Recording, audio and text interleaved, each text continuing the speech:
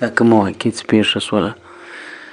په دې کې هم او د دې څه مخکې کومې واقعي څه پیښې شوي دي. دا دنیا د عجایباتو یو کور دی، یو مرکز دی، یو ډېرې تعجب خبرې پیښېږي. هره خطا و انسان ته نوی درس ورکوي. هوښیار انسان د بل چا د خطا څخه هم ډېر لوی درس و عبرت و سبق اخلي. عزیزانو پر خپلو کشرانو باندې پام وکړئ.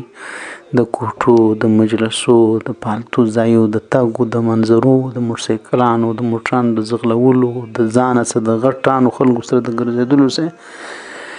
مطلق یعنې چې شي مطلق او مطلق بند کړي چې بچې دا نه در سره قبلو. تاوان در دې بهتره دی چې در لره راوړي. که په لاسو پښه ماته سي هغه در دې بهتره ده. که یې وډرځي هغه در دې بې دی. خدای ناکرده وایي لوی د خدای پیل،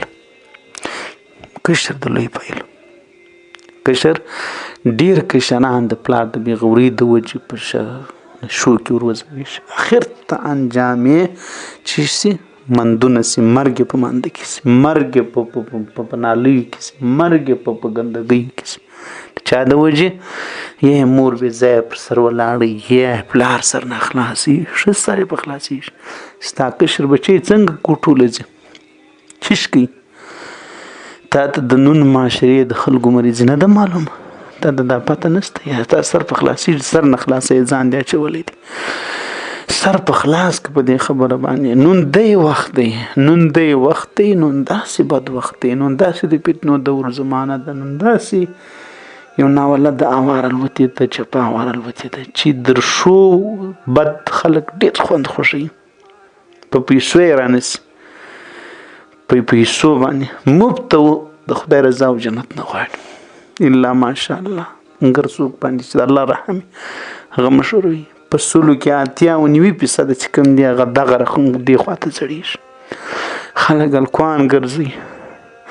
هلکوانو ته پیسې ورکړي. ستا کشر بچی چې کاروبار نه لري یا د 10,000 مزدور دی، هغه 10,000 هم تاله راوړي. ستا په دې سر نه خلاصېږي چې د سره ایفون ټلیفون د چا دی یا الټرا ټلیفون یا هر د غټ ټلیفون ټوله قیمتي دی. اکثره په هغه کې به ایفون چې هغه د سر یې بوی کوي، په هغه کې الټرا چې هغه سر یې بوی کوي. د هغه خو د مړو د ډېر وس نه په رسېږي. د کاروبار والا یې ډېر نشي رانیولی. دا ستا بچي د کومې خوا کوي؟ دا به دې سر نه خلاصېږي. دا کاټن کپړې چې جوړه په 10,000 کوي، دا یو رقم خولۍ، یو رقم ګړی، یو رقم مثال چې خوله کې دا چیرې وي تا ورته رانیولې؟ ستا په خپله د ماښام په ډوډۍ وس نه رسېږي. ته د ماښام ډوډۍ ته دې شونډان وتلي وړه نه پیدا کېږي. نو بیا دا هلک چې په دې ټیم کې ته سر نه کې په خلاص د دې به آخر انجام دی چې یا به ځان را زړولی، یا به ځان وژني، یا به بل وژلی، یا به آخر انجام دی چې آخر ته به بیا ستا لپاره سبب د وبال جوړېږي. ای پلار جانه، ای مشرور جانه، دا ستا آخرتي او دنیوي مسؤلیت دی. از روی دین، از روی اسلام، از روی قرآن، از روی شریعت. کلکم راعن، رسول الله مبارک فرمایي صلی الله علیه وسلم، تاسو د شپانه حیثیت لرئ د خپل کور لپاره. دا سرپرست چې کوم وي، مور او پلار چې کوم دي، کلکم راع و کلکم مسئول عن رعیه. د خپل شپنتیا ذمہواری په باره کې به درڅه تپوس کېږي. الله به دې رانیسي چې څومره دې پر لارې برابر کړي وو، څومره دې تلاوت د قرآن دا ورته ویلي وو، څومره دې د لمانځو د خدای د دین شوق راچولی وو. نن خو ګر سره زموږ تربیت د سره څه خراب دی. بس فقط مور و پلار دا وایي چې د خېټې غم به څنګه کېږي، څه به ګټي او څه به خوري. نور د دې نه بغیر لکه زموږ چې دا د زندګۍ مقصد دی، نور بل څه موږ نه پېژندو. بس یې لږ پیسې کور ته راوړي، هغه بچي ته بیخي پلار یې پر سر ولاړي، مور یې پر سر ولاړي، بل ورور غږ نسي ورته کولی. هغه ورور ته دی چې په ورستګایي چې پکې سي ور مثال هغسې کشره مې. نو د دې وجې د الله بندګانو چې په لاس یې ته په نشو کې ورپورې وایې، په لاس یې ته د بېعزتي و مرګ ته ورپورې وایې، په لاس یې ته د عزت ولې لامول و خرڅول ته ورپورې وایې. خره یې ګرځي، خلک مچبازي پر کوي، خلک یې کوټو لبي، خلک یې د شپې د ځانه سره ګرځي. د خلکو څخه خپلې ښځې پر هلکوانو باندې پاتې دي. دې خبرې یاست که نه؟ په خلکو کې دا یې مریضي ده نو بیا ستا دا کشر چې ته سر نه په خلاصې خو ستا خپل دغه دی دا یوازې دا نه چې ستا د کشر عزت ته پوښتنې لاندې راځي تا ته ستا هم خلک بیا د خیر سره ښه بیانوي ستا هم بیا خلک بیا د خیر سره ګوډې درله ماتوي دا د پلانې زوی دی پلانې زوی دی پلانې دی ټول عمر به دې نوم یادېږي ډېر هلکان چې بیا کله ځان وولي یا ځان یې راځړولی یا بل ویشتلی یا داسې نورې ناپړیتې چې پیښې سي هغه سي حقیقت خلک بیا پر دیره باندې نه وایي نه بیا په پاتې کې وایي نه بیا مثال یو ځل کول زموږ شاوخوا داسې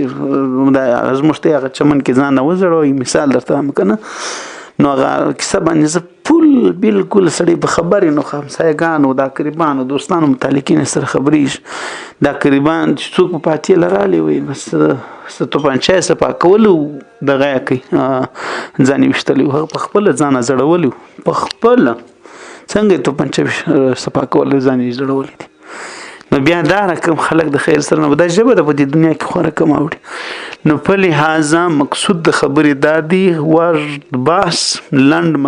مطلوب دا دی چې په خپلو کشرانو باندې پام وکړي ډېر غلط وخت دی ډېر غلط ماحول دی چې د چا سره اوسي په خوی به د هغو سي نبي کریم علیه السلام وایي المرء علی دین خلیله سړی د خپل یار او دوست پر خویو خصلت باندې راځي د هغو خصلتونه په تا کې راځي که یار دوست ډاکو والاو غلولو او دا غرنګ مثال هغه بیا د بيدی مافي زناکارو بی حیاو چرسیو روینیو سوکه بستان دغه انجام دی تم بیا نه صفات کېدل سوکه بستان دغه دی نو د دې وجې لږ دغه پیښو څه د حالاتو څه د خبرو څه درس اخیستل پکار دي دا بالکل ور باندې بند کړي خپل کشر باندې پام فکر کوي مثال ټلیفون یې څارئ ګورئ استې د چا سره کښېني چیرې ځي چیرې ور چې اوبه نه یې تېرې سوي پر مځکه یې راتړه کار پر وخت کوه مثال خرچ لیوانو نه یې خوړلي پسې نه یې خوړلي زوی دغه متلونه دي د پښتنو که نه بیا چې کار در وخت تېر سي در وخت بیا یې هغسې مزه نه وي اوبه چې در وخت تېر سي در ورخ بیا خو برته نه برابرېږي او چې لیوان یې وخوري رمه درته ختمه کړي نو بیا ته زوی وډزوي بیا څه پیدا کوي نو د دې وجې لږ سوچ کول پکار دي ماخستن مجلسونه د شپې 2 3 4 بجې پورې دا خلک ډېر مستان سوي دي د یو سړي کیسه ده دا چې خلک شوکونه وکړي دا شوکون د عام ماحول دی د خیر سره عام خپل نمبرونه دي ګروپانې دي کیسې دي نه ولکه د سړي سر په خلاصېږي د په دې د خلکو کار نه کېږي چې ساده ډول راوله در ډولو در دا شوکو در ټکانو در اتڼو خبره تېره ده په هلکوانه پسې خلک پسې دي په هلکوانه پسې ګرځي خو خلکو ته شو پکوي رقصایي او دارنګه رقم کیسې پکوي ښځه ځینې پر پاتې نور ستا خپله خوښه ده که پام پسې پر کوې او که د ښځې ته بس هسې بس 15 روپۍ دې راوړي که ټلیفون ورسره دی که وانډا ورسره ده د 10 روپو په دغه باندې وس نه لرم او دی وانډا چلی مثال درته دی پریمو موټر چلی مثال نور داسې کوم غټ موټران دي دی د حاجي سره مزدور دی حاجي موټر په لاس ورکړی دی حاجي بل ولې مثال ځوان هلک ولې د ځان سره نه مزدور کوي دا کشر حاجي څه پکوي زوی دی یا څه دی خو بس څه درته وایم تاسو په ټول وخت کې دی نه لیدلي چې چا مثال درته په اسلامي معاشره کې چا د خپل خور لور د یو چا سره مزدوره کړي په مزدوري کې څه نقصان دی هغه هم انسان دی او دا انسان دی وجه چې کې پکښې کې